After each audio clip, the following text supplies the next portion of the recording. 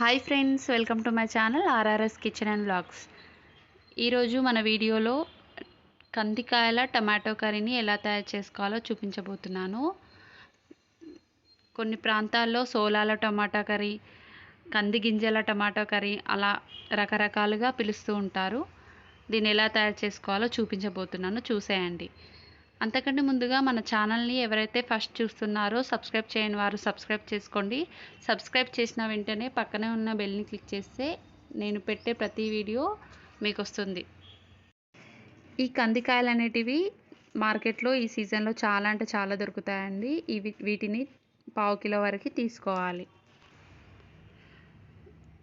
ఉప్పు, కారం, పసుపు, ఆవాలు, అల్లం వెల్లుల్లి పేస్ట్, ఆయిల్, మెంతి కూర, కొత్తిమీర,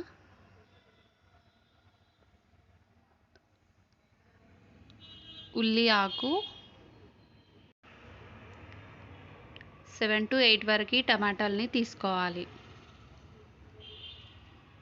పచ్చి కందికాయల్ని ఈ విధంగా ఒలుచుకొని ఒక బౌల్లోకి తీసుకోవాలి. వీటిని వాటర్ వేసుకొని 2-3 సార్లు బాగా వాష్ చేసుకోవాలి. ఇలా వాష్ చేసుకున్న తర్వాత వాటర్ వేసుకొని ఉడికించుకోవాలి. 50% వరకు ఉడికించుకోవాలి. 50% ఉడికిన తర్వాత ఒక జల్లెడ దానిలోకి తీసుకొని వాటర్ మొత్తం ఉంచేసుకోవాలి. ఇలా ఉంచేసుకున్న దాన్ని పక్కన పెట్టుకోండి. స్టవ్ ఆన్ చేసి ప్యాన్ పెట్టుకోవాలి. 3 టేబుల్ స్పూన్ వరకు ఆయిల్ని వేసుకోవాలి. ఆయిల్ అనేది బాగా హీట్ ఎక్కిన తర్వాత 1/2 టేబుల్ స్పూన్ వరకు ఆవాలని వేసుకోవాలి. ఆవాలు వేగిన తర్వాత కడిగి కట్ చేసి పెట్టుకున్న మెంతి కూరని వేసుకోవాలి. అలాగే ఇందులోనే ఉల్లి ఆకుని కట్ చేసుకొని వేసుకోండి.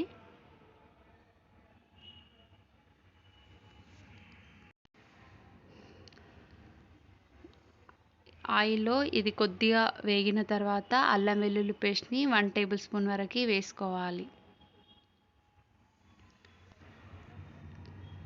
అల్లం వెల్లుల్లి పేస్ట్ అనేది పచ్చివాసన పోయేంత వరకు ఆయిల్లో బాగా ఫ్రై చేసుకోవాలి. ఆయిల్లో బాగా ఫ్రై చేసుకోవాలి.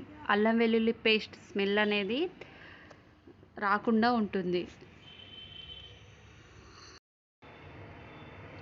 అలాగే ఇందులోనే 1/2 టేబుల్ స్పూన్ వరకు పసుపుని వేసుకోవాలి. ఇదంతా ఒకసారి కలుపుకున్న తర్వాత కట్ చేసుకున్న టమాటాలని వేసుకోవాలి.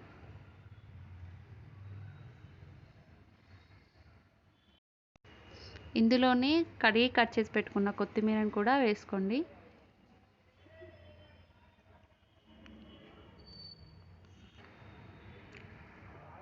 రుచికి తగినంత సాల్ట్ని యాడ్ చేసుకోవాలి. ఇందులోనే 2.5 టేబుల్ స్పూన్ వరకు కారంని వేసుకోవాలి.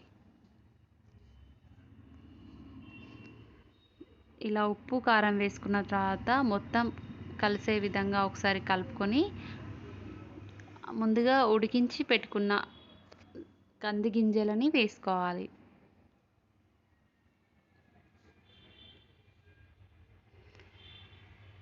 ఇదంతా ఒకసారి కలుపుకొని మూత పెట్టి మీడియం ఫ్లేమ్లో ఉడికించుకోండి. 5 మినిట్స్ వరకు మీడియం ఫ్లేమ్లో ఉడికించుకోవాలి.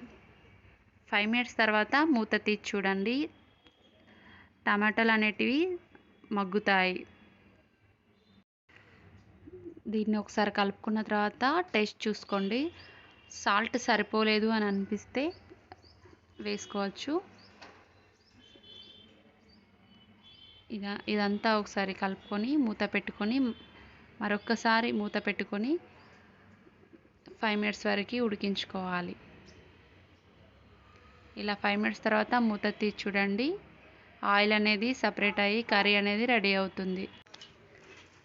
ఇది జొన్న రోటీలోకి, చపాతీలోకి, రైస్లోకి ఏ కాంబినేషన్తో అయినా తిన్నా కూడా చాలా అంటే చాలా బాగుంటుందండి.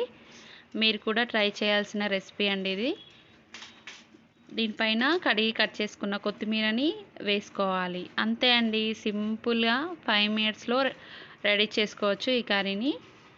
మీకు కూడా ఈ వీడియో నచ్చిందనే అనుకుంటున్నాను. నచ్చితే మీరు కూడా ఒకసారి మీ ఇంట్లో ట్రై చేసి చూడండి. మీకు ఎలా కుదిరిందో కామెంట్లో తెలియజేయండి. Thank you for watching. Bye friends.